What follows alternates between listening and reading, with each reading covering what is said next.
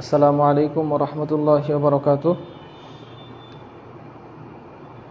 প্রিয় শিক্ষার্থী বন্ধুরা, আশা করছি তোমরা সকলেই ভালো আছো, সুস্থ আছো।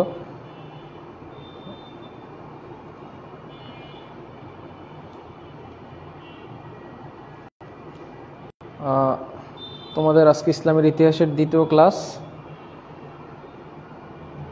তোমরা সবাই যুক্ত হয়ে যাও। এক মিনিট, আমি একটু তোমাদের লিঙ্কটা দিয়ে দিচ্ছি সব জায়গায়।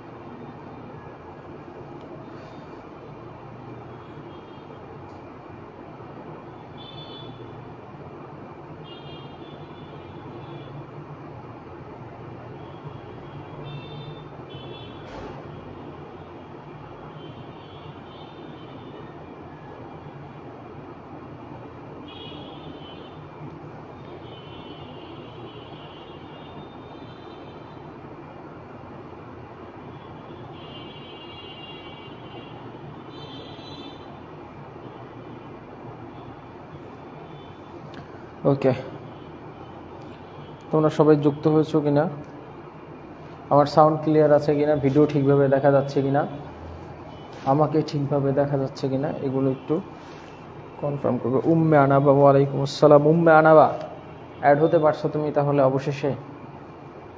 ইসলাম নবাব, ওয়ালাইকুম আসসালাম।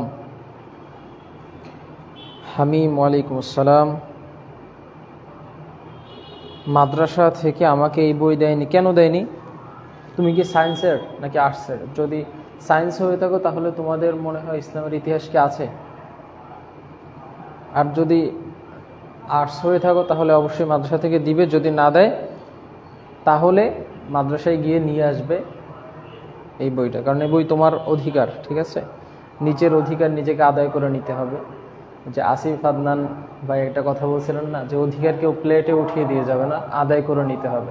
তো এই বই পাওয়া, এটা হচ্ছে তোমার অধিকার, তো মানবিক। অবশ্যই তুমি বই মাদ্রাসা থেকে গিয়ে নিয়ে আসবে, ঠিক আছে? মাদ্রাসায় গিয়ে। তাইফুল, লিমা আক্তার, ওয়ালাইকুম আসসালাম। সবকিছু আছে, মানে সবকিছু ঠিক আছে নাকি? তাইফুল, লিমা আক্তার, ওকে, সুন্দর।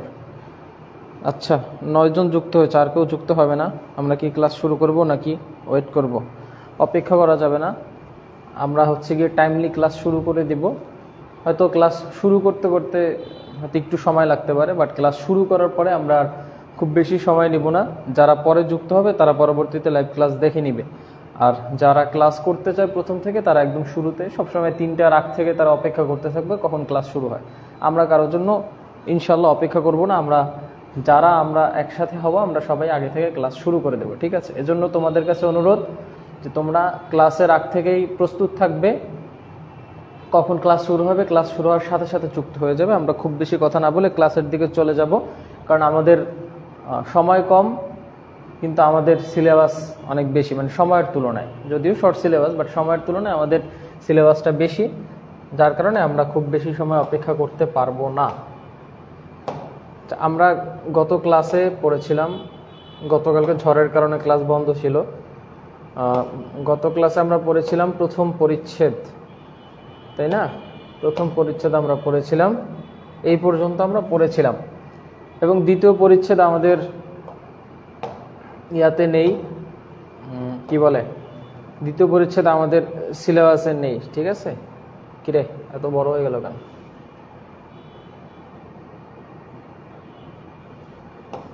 এবার তৃতীয় পরিচ্ছেদ হচ্ছে প্রাচীন সভ্যতা। নূর, পারভেজ, লামিসা, জরিফ, ইমরান হোসাইন, ওয়ালাইকুম আসসালাম। ইমরান হোসাইন, আলহামদুলিল্লাহ ভালো আছি। তোমরা সবাই কেমন আছো? তুমি কেমন আছো?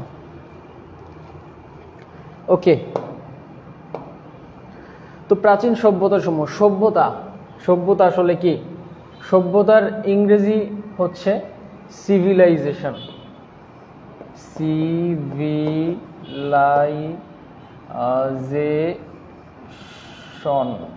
সিভিলাইজেশন অর্থ হচ্ছে সভ্যতা, ঠিক আছে? সিভিলাইজেশন, সভ্যতা। সভ্যতা মানে হচ্ছে যে কোনো একটা জায়গায় মানুষজন যখন উন্নতি করতে থাকে, মানুষ যখন আস্তে আস্তে নিজের জীবনে যে পূর্বের যে রীতি রেওয়াজ, আদিকালের যে মানুষ, যেমন সাপোজ ধরতে পারো যে একটা সময় মানুষ গুহায় বসবাস করতো না, সেখান থেকে মানুষ আস্তে আস্তে দালান কোঠা, ঘর বাড়ি নির্মাণ করতে শুরু করলো। মানে মানুষ আস্তে আস্তে সভ্য হতে শুরু করেছে, সভ্যতা লাভ করছে। মানুষ একটা সময় হচ্ছে বনে জঙ্গলে বসবাস করত, সেখান থেকে আস্তে আস্তে লোকালয়ে আসা শুরু করলো, মানুষের ভিতরে একসাথে ঐক্যবদ্ধ হয়ে বসবাস করতে শুরু করলো, মানুষ সভ্য হচ্ছে। বর্তমান সময়েও কিন্তু কিছু মানুষ বনে জঙ্গলে, বন মানুষ আছে, এরা কিন্তু সভ্য না, এরা কিন্তু অসভ্য। ঠিক আছে, অসভ্য মানে আমরা অসভ্য বলতে একটা গালি বুঝি, আসলে এখানে অসভ্য মানে গালি না, মানে একটা হচ্ছে সভ্য, সভ্যতার বিপরীত হচ্ছে অসভ্যতা বা অসভ্য। ঠিক আছে, মানে যারা উন্নত তারা হচ্ছে সভ্য, আর যারা অনুন্নত তারা হচ্ছে অসভ্য। বর্তমান পৃথিবীতে আমরা যারা বসবাস করি আমরা মোটামুটি সবাই সভ্য। ঠিক আছে, তো সভ্যতা মানে হচ্ছে একটা জায়গার হচ্ছে মানুষের বসবাসের উন্নতি, মানুষ শিল্প, সংস্কৃতি, ধর্মীয়, এইসব বিভিন্ন বিষয়ে যে উন্নতি লাভ করে, এগুলো হচ্ছে সভ্যতা। তো প্রাচীনকালে এরকম কিছু সভ্যতার তৈরি হয়েছিল, সেই সভ্যতা নিয়ে আমরা এখানে আলোচনা করব। অবশ্যই এখানে অনেক সভ্যতা দেয়া আছে তোমাদের সিলেবাসে, সম্ভবত সবগুলো নেই তোমাদের সিলেবাসে। মিশরীয় আছে, মেসোপটেমীয় আছে এবং গ্রিক সভ্যতা, এই তিনটে সভ্যতা আছে। রাইট, আমি যদি ভুল না বলে থাকি, আমি কি সঠিক? আমার কথা ঠিক আছে? ওকে, তো মানব সভ্যতার ইতিহাস উত্থান ও পতনের মধ্য দিয়ে বিকাশ লাভ করেছে। সভ্যতার ইতিহাস কখন থেকে শুরু হয়েছিল এই কথা নিশ্চিত করে বলা না গেলেও সভ্যতার গতি স্থির থাকেনি। ঐতিহাসিক আর্নল্ড টয়েনবি পৃথিবীর ইতিহাসকে বিভিন্ন কৃষ্টির ক্রমবিকাশের ফল বলে আখ্যায়িত করেছেন।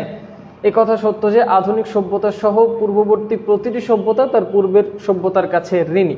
আচ্ছা, এই সভ্যতা নিয়ে যে প্রথম যে কথাবার্তা বলছে এগুলো পড়ে নিয়ে আমরা সরাসরি একদম মিশরীয় সভ্যতা পড়া শুরু করি। ঠিক আছে, কারণ আমরা যদি সব এরকম পড়তে যাই তাহলে আমরা সময় পাবো না, আমরা সময়ের অভাবে সিলেবাস কভার করতে পারবো না।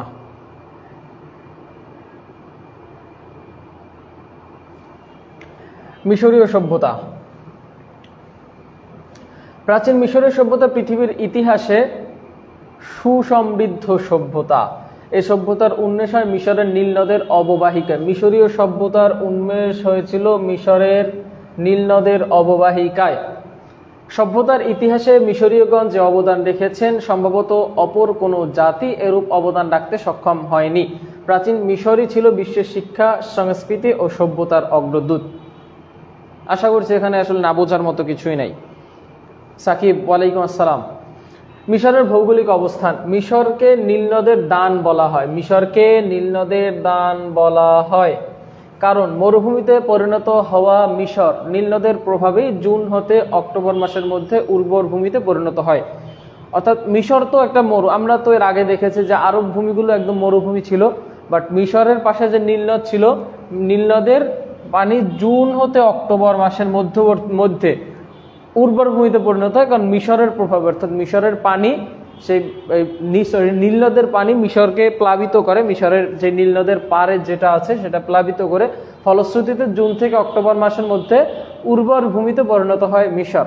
এ সময়ের মধ্যে নীলনদের উভয় তীর প্লাবিত হয়। প্লাবন শেষে পলিমাটিতে উভয় তীর দৈর্ঘ্যে 600 মাইল এবং প্রস্থে 10 মাইল পর্যন্ত ভরে যায়। এরূপ সঞ্চিত পানি পলিমাটির গুণে উভয় ভূভাগ অত্যন্ত উর্বর হয়, ফলে শস্য, তুলা প্রভৃতি প্রচুর পরিমাণ উৎপন্ন হওয়ায় মিশর একটি সমৃদ্ধশালী দেশে পরিণত হয়।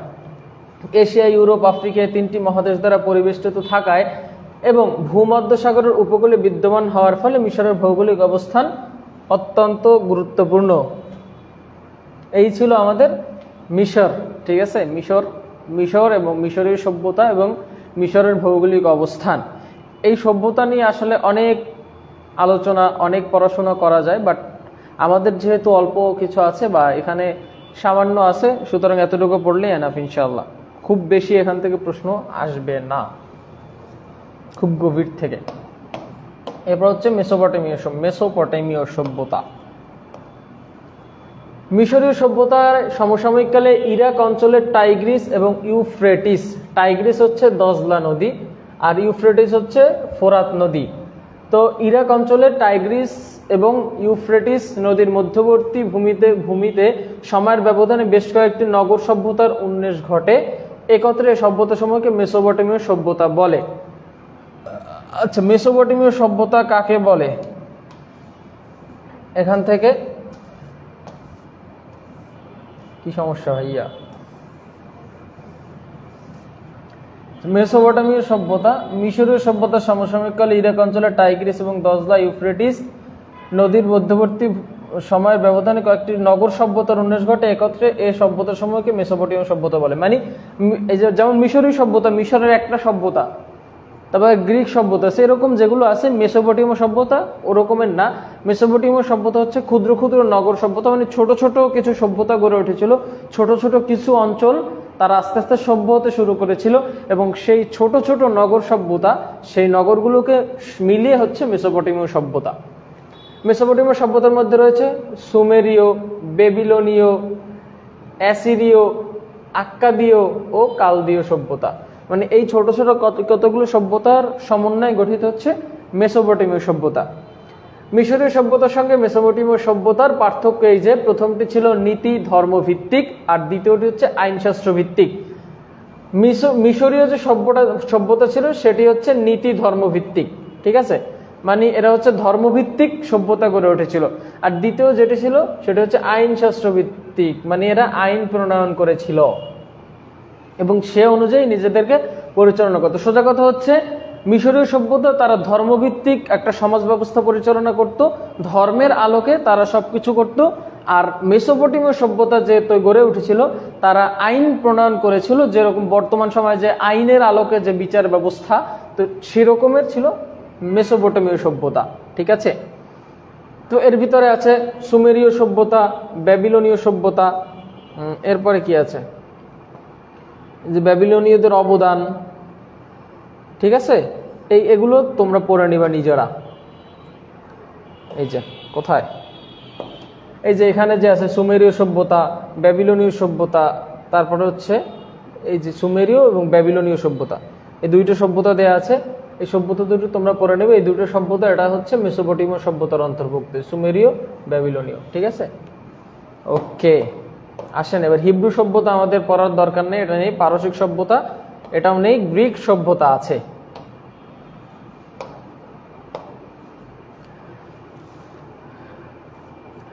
গ্রিক সভ্যতা ইউরোপের দক্ষিণে অবস্থিত আড্রিয়াটিক ভূমধ্যসাগর ও এজিয়ান সাগর পরিবেষ্টিত এবং অসংখ্য দ্বীপাঞ্চল সম্বলিত গ্রিস ছিল প্রাচীন সভ্যতার পাদপীঠ, ঠিক আছে।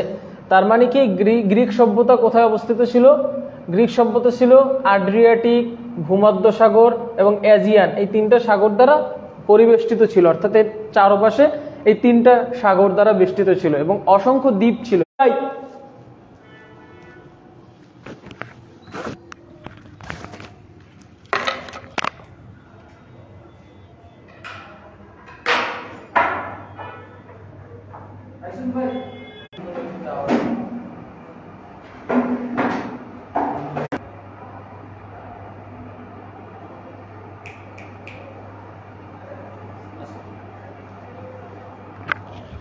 তো প্রিয় শিক্ষার্থী বন্ধুরা, কিরে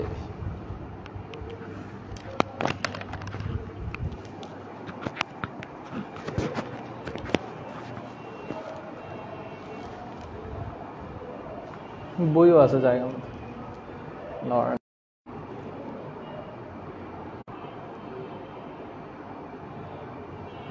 আচ্ছা, তোমরা কি আছো? হ্যালো হ্যালো,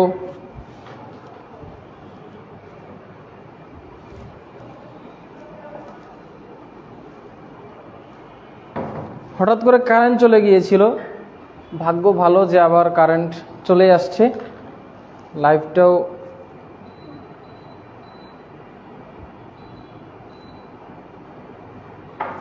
চলতেছে।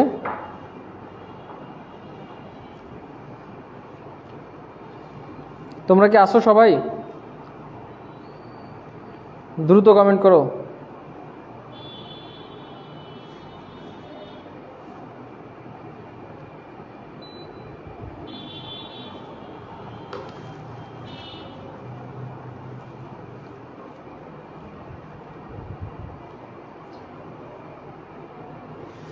জি ওকে, থ্যাংক ইউ। সাউন্ড ঠিক আছে, আমার শোনা যাচ্ছে সবকিছু?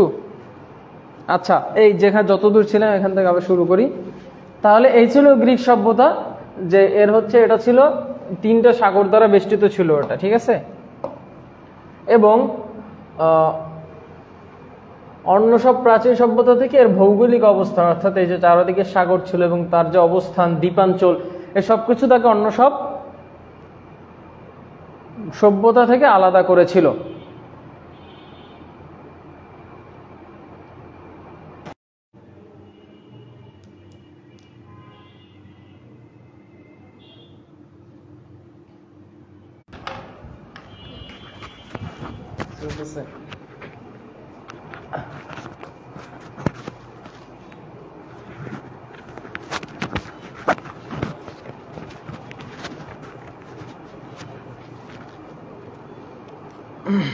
আসলে ও আমার এখানে তো কানেকশন নাই।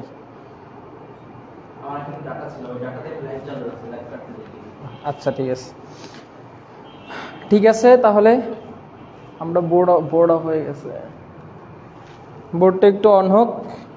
কারেন্ট আবার চলে গিয়েছিল, বুঝতে পেরেছো?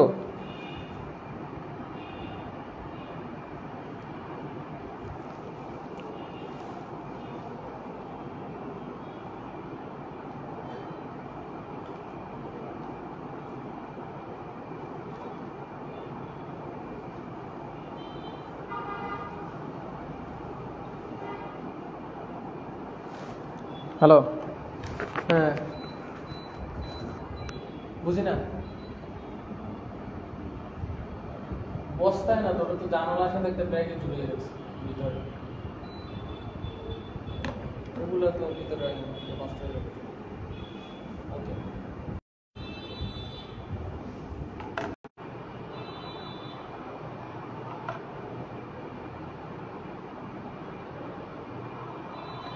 আসলে আজকে কারেন্টে বেশি সমস্যা করতেছে।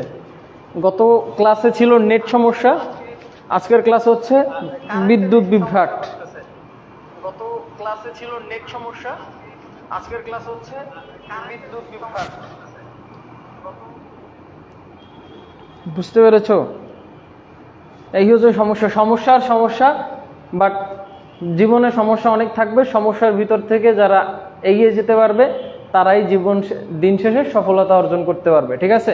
সমস্যা দেখে হতাশ হওয়া যাবে না, সমস্যার সময় ধৈর্য ধারণ করতে হবে। ইন্নাল্লাহা মা'আস সাবিরিন, নিশ্চয়ই আল্লাহ সুবহানাহু ওয়া তাআলা ধৈর্য